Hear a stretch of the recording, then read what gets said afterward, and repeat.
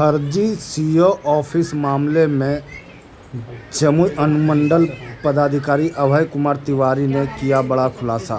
देखें इस खास खबर में। आज की जो प्रेस कॉन्फ्रेंस है वो हाल ही में राजस्व संबंधी दस्तावेजों के साथ छेड़छाड़ और दस्तावेजों को फर्जी तरीके से रखने के संबंध में की गई कार्रवाई के संबंध में है। दिनांक 1 सितंबर 2023 को संध्या करीबन 5 बजे प्राप्त सूचना के आधार पे जमुई बाईपास रोड पे टिलर शोरूम के सामने श्री जंगी सिंह लॉज के प्रथम तल्ला में रेड किया गया और पता चला कि अशोक यादव नाम का एक व्यक्ति अंचल कार्यालय से संबंधित राजस्व के दस्तावेज संधारित किए हुए हैं। उसके पास सियाशरण यादव नाम के एक कर्मचारी का डोंगल भी बरामद हुआ। इस आलोक में सारे कागजातों को जब्त कर लिया गया। डोंगल, लैपटॉप और अन्य इलेक्ट्रॉनिक डिवाइसेस को भी जब्त किया गया। उस जब्ती के आधार पर जमुई PS केस नंबर 541/23 दिनांक 2 सितंबर 2023 लॉन्च किया गया है। उक्त मामले में प्राथमिकी दर्ज है। व्यक्ति पुलिस की हिरासत में है। अग्रेतर जांच एवं कार्रवाई की प्रक्रिया चल रही है। मामला न्यायालय के विचाराधीन है। कर्मचारी गया है और अन्य जो दस्तावेज मिले हैं वो कर्मचारी के ही प्राधिकृत हलकों और मौजों से संबंधित है। तो लाल डायरी की बात आ रही है सामने कि लाल डायरी है जिसमें बहुत लोगों का नाम आ रहा है। हाँ, उसमें बहुत सारे दस्तावेज है और इसे एक मेजर कार्रवाई के रूप में लिया जा सकता है। उसमें डायरी है, अंचल कार्यालय के से संबंधित विभिन्न दस्तावेज है, रसीदें हैं, विभिन्न लोगों के आवेदन हैं। कुछ लोग जो मौके पर उपस्थित पाए गए उनके द्वारा इस बात का लिखित बयान हम लोगों के समक्ष दिया गया है कि वो राजस्व संबंधी कार्यों को कराने आए थे। एक सज्जन थे वो कुछ मापी की प्रक्रिया के लिए आए थे, एक लोग म्यूटेशन की प्रक्रिया के लिए। तो यह बात स्पष्ट है कि कहीं ना कहीं वो अंचल कार्यालय उस कर्मचारी से जुड़े कार्यों को करता था और उसके डोंगल का पाया जाने वाला खुद कर्मचारी को सेल्फ इंक्रिमिनेट कर रहा है। तो निसंदेह कर्मचारी पे बहुत बड़ी कार्रवाई होगी और इसमें मुझे लगता है कि बहुत विलम्ब भी नहीं होगा। तो क्या सीओ लेवल से गड़बड़ी नहीं हुई है?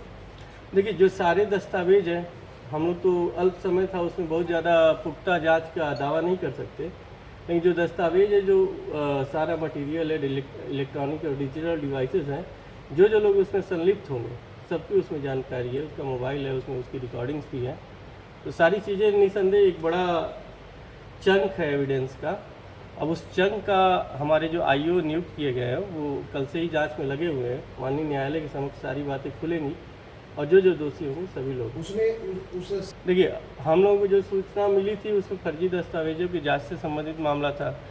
अब जो आपका फैक्ट है वो नया फैक्ट आप इंसर्ट कर रहे हैं और इस फैक्ट की यदि जानकारी कुछ साक्ष्य मिलता है तो जिला प्रशासन उसकी बहुत कुछ बनाया, सभी भी जांच की जाएगी। ये जानकारी तो आप लोगों को थी, आप लोग हमसे शेयर करेंगे तब ना। आप लोग ने बता रहे हैं कि उसने बहुत कुछ अर्जित किया। लाखों रुपए का मकान है, लाखों ने करोड़ों का संपत्ति अर्जित किया।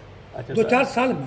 अच्छा, तो इसको आप लोग हमको एक सारा डेटा दें, निसंदेह उस पर अग्रेतर कार्रवाई हेतु हम लोग सर्वोच्च स्तर से प्रेषित करेंगे। उसके बारे में ये कि जितने भूमाफिया हैं, खास करके जो प्रॉपर्टी डीलर है, उसके लिए वो खास तौर पर एकदम खास हो गया था सर। देखिए, कहीं ना कहीं उसके द्वारा गलत कार्य किया जा रहा था, तभी हम लोगों को ये सूचना क्षण पे आई और किसी व्यक्ति ने वो सारी बातों की जानकारी दी।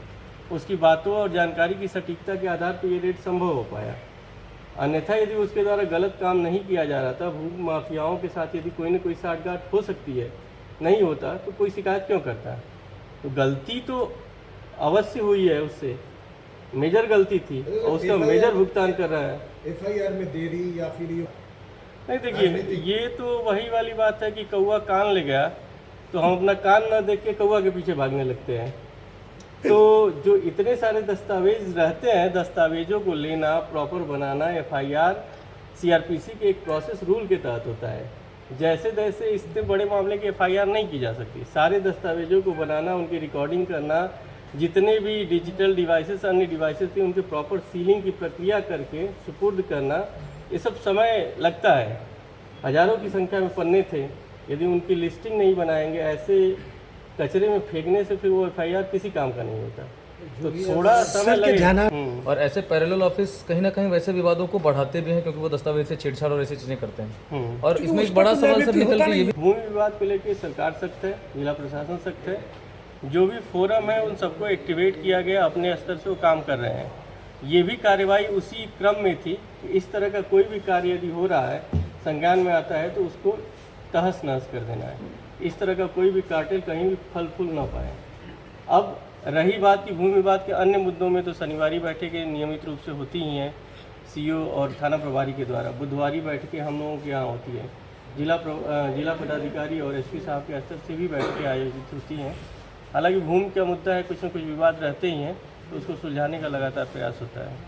क्योंकि आने वाले आज ऐसा मामला संज्ञान में आता है तो उसके खिलाफ ऐसी ही कड़ी कार्रवाई की जाएगी। कितने दिनों से मुश्किल है, लेकिन जो भी चल रहा था सारे दस्तावेज है, और उसके आधार पर मुझे लगता है कि आयु निर्णय ले सकते हैं कि कब तक के दस्तावेज वहाँ से बरामद होंगे। और भी कितने लोगों की संलिप्तता नजर आ रही है कर्मचारी से संबंधित प्रथम दृष्टया सर? कितने लोगों इतने अल्प समय में कितने लोगों को कह पाना तो मुश्किल है, लेकिन जो साक्ष्य है वो मुझे लगता है कि जल्दी ही 1 आध महीने में आप लोगों को स्पष्ट सामने आपके रखेंगे। इस हल्का कर्मचारी के साथ संबंधित ये केस है सर, वो हल्का कर्मचारी का 6 साल से ही पदस्थापित। देखिए, ये तो मुद्दा देखना पड़ेगा, लेकिन ये है कि वो कर्मचारी जो था, कर्मचारियों के अभाव के कारण रुका होगा, किसी भी उस तरह से नहीं। पहले भी उस पर कार्रवाई हो चुकी है, उसका सस्पेंशन भी एक बार हो चुका है, तो लगातार जो भी गलत कार्य करता है उसके खिलाफ कार्रवाई हुई है। पूर्व में भी अलीगंज प्रखंड के कर्मचारी को बर्खास्त किया गया, खैरा प्रखंड के कर्मचारी और अन्य पदाधिकारियों पर कार्रवाई हुई जिसमें थोड़ी भी लापरवाही पाई गई।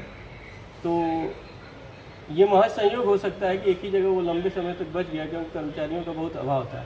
अभी राजस्व कर्मचारियों की नई लौट आई है, सबको नए नए प्रभार दिए गए हैं, उन प्रभारों के अनुसार सब लोगों को कार्य बदलाव करना संभव हल्का का संख्या एक नियम नहीं है। जो भी हल्का है उसको कर्मचारी को अपना काम सब करना है, और वर्तमान में कुछ वर्षों से सरकार का ये सख्त नियम है कि आपका कोई भी ऑफिस, अंचल कार्यालय या राजस्व कचहरी से बाहर नहीं करेगा। ऐसा कोई भी व्यक्ति करता है तो उसके खिलाफ कार्रवाई की जाएगी।